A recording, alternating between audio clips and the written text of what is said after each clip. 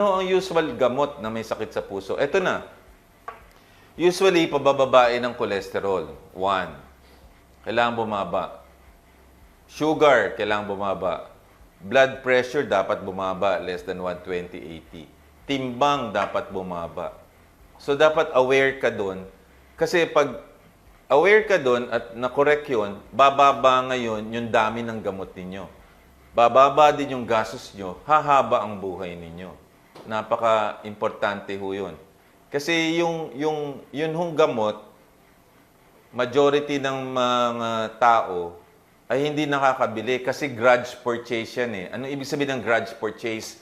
Yung gumagastos ka, pero ang sama ng loob mo dahil wala parang nadudulot sa'yo. Kunyari, hindi ka tulad kasi bumili ka ng bagong damit o bagong sapatos o pagkain, nasisiyahan ka, di ba? Pero pag bumili ka ng gamot sa diabetes or hypertension na walang effect, parang ang sama ng loob mo. Kasi nababawasan yung pera mo, pero parang walang impact sa'yo. Tama po ba? Oo, ang tawag dyan, grudge purchase. Ang sama ng loob mo. Dahil nalalagasan yung pera mo, pero hindi mo naman alam ang impact diyan sa buhay mo. Oh, so anong gagawin mo? Kailangan bumili ka pa rin. Kasi ang karamihan na naho-hospital ay hindi umiinom ng gamot, non-compliance.